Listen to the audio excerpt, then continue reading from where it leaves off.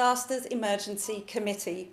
Earlier today, I spoke to Professor David Tappin, a geological scientist, and he was helping me understand more about the devastating earthquake and tsunami that struck the Indonesian island of Sulawesi.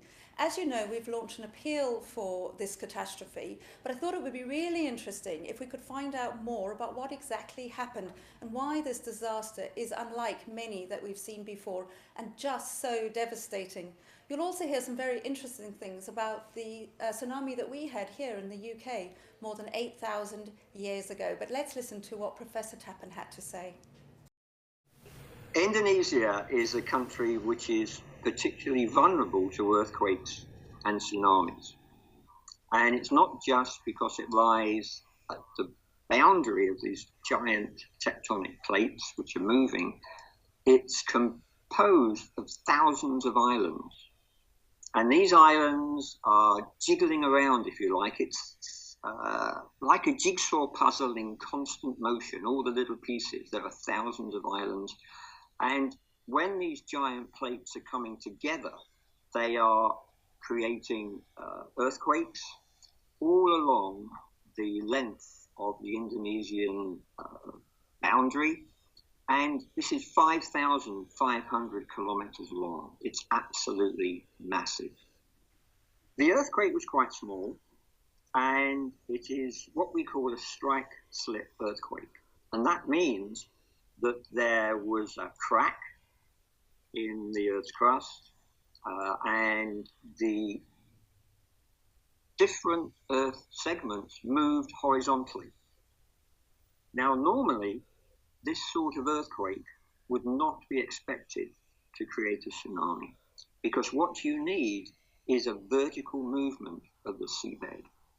So when this earthquake struck, it was quite small, and the tsunami which followed it was a massive surprise. Earthquakes that generate most devastating tsunamis, and I'm sure people remember 2004 in the Indian Ocean and Japan in 2011, are caused by the earthquakes which are hundreds of kilometers offshore. So the major hazard with these is the tsunami. The big surprise with Sulawesi was that the earthquake was very close to land. In fact, it was cut the land. It wasn't the tsunami that was the only hazard. The close proximity of the earthquake to land caused enormous shaking, and almost immediately buildings were being destroyed. Within minutes, a tsunami 5 to 11 meters high inundated the coast. So we have two major hazards, the earthquake and then the tsunami. But the earthquake was not only associated with the tsunami, but the shaking let loose a whole number of landslides on shore. And these weren't landslides as in rock, but they were mudslides. They were fluids. And they came down from inland on the hills to the east of some of the major centers of population, Palu, and they flooded the land and devastated houses and obviously killed a lot of people. So this event is absolutely surprising and a major disaster because there are three elements to it: the earthquake, the tsunami, and these devastating mudslides. There has been a lot of talk about liquefaction, and I'll explain liquefaction. What happens when you have earthquake shaking? If the soil is of a certain type, fine-grained, with lots of water in, then it becomes fluid. It changes from something you can walk on land. It completely mobilizes, and you cannot stand upon it. And there have been reports of liquefaction swallowing houses and people, there's a lot of uncertainty here because there are a number of videos which have been shown. And the videos actually show that the ground surface is moving. And so we think that it might not be liquefaction in a sense of fluidization of the land beneath our feet, but it's perhaps fluidization which caused these major mudslides. But we are still uncertain. There's a lot of research going on to try and identify this. In all of the world's oceans now, there is a warning system against tsunamis. And in the Indian Ocean, this was set up after the 2004 event.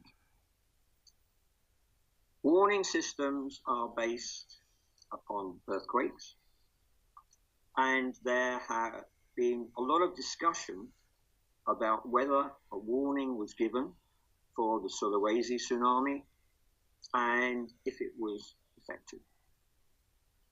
Warning systems are based not just on earthquakes, but on what we call the far field impact of the tsunami. And in the Indian Ocean, in 2004, over 100,000 people died not close to the earthquake, which was just offshore the west coast of Sumatra, but in Thailand, Sri Lanka, and India. And the tsunami took 2 hours to travel to these coastlines. A warning system can give plenty of information to these coastlines because of the length of time it takes for the tsunami to travel there. The tsunami close to the earthquake takes about 20 minutes or 30 minutes. It's really very, very fast. With this event in Sulawesi, the tsunami struck within 5 or 10 minutes. A warning was given, and I'm pretty amazed that the local operators gave the warning because, as I've explained, this earthquake really shouldn't have triggered a tsunami. In this instance, the warning was given, the earthquake had struck, houses were falling down, there were mudslides, people were absolutely terrified. It would have been almost impossible for these people to react to that warning. So there's been a lot of discussion, and it's unfortunate today that we try and look for someone who might be responsible, but in this instance, it is my opinion that the warning was given and it was an impossible situation for people to actually react. Tsunamis are usually generated in certain geological conditions, which I've explained. These convergent margins, when the Earth's crust are coming together, colliding, generating earthquakes, and then vertical seabed movement and tsunamis. But there are other continental margins where we don't have this situation, and one of them is the UK. And we call these passive margins, and that's largely because not much happens here. But there are submarine landslides which take place along these margins. And 8,000 years ago, which was a long, long time ago, there was a huge submarine landslide off the coast of Norway. It's called Stavanger. And that submarine landslide caused a tsunami up to 20 meters high on the coast of the Shetlands. We've known about this for a long, long time, about 20 or 30 years. But over the past few years, scientists in the UK have been looking at all these events in the Indian Ocean and Pacific and trying to better understand whether there's a hazard, tsunami hazard, in the UK. And Stavanger was 8,000 years ago.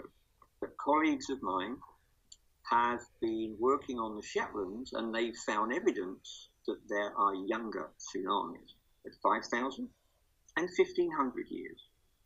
And in geological timescales, that is the blink of an eyelid, it's yesterday. And now we are reappraising these events, which previously have only been considered as science in the context of hazard and risk. 1,500 years ago doesn't sound very much, but if you think it's 500 AD, and those of you who read the papers will find that in Sweden there was a little girl who found a sword in a lake of this age. So we know that there are a lot of people around in Sweden, but also in the UK. So because of the events over the past 20 years, we're now looking closer to home, and we're finding that there is a hazard. But again, we're looking to discover the cause of these tsunamis and whether there is a real risk that we should mitigate, we should prevent ourselves against. This event has been devastating, but hopefully we might learn lessons from it which will save people's lives in the future.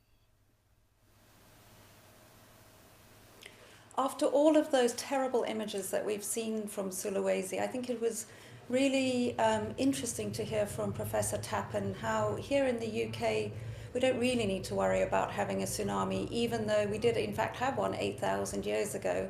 But I think it was reassuring to know that scientists like him are continuously learning about and monitoring the situation and understanding how countries all over the world can be better prepared. I thought as well that it was really interesting what he was saying about the fact that they thought that the tsunami warning system in Sulawesi had worked, because I know there's been quite a lot of coverage in the press about whether it did or didn't. So it was interesting really to understand that the events unfolded so quickly that no one probably could have been helped, even if there had been a warning or a longer warning, and not to focus on who is to blame. Instead, as you know, we've launched our appeal to help the people who've survived, because so many people have been devastated by this, and our focus should be on the survivors, and we need your help to do that. So please continue to give generously to our appeal at dec.org.uk. Thank you.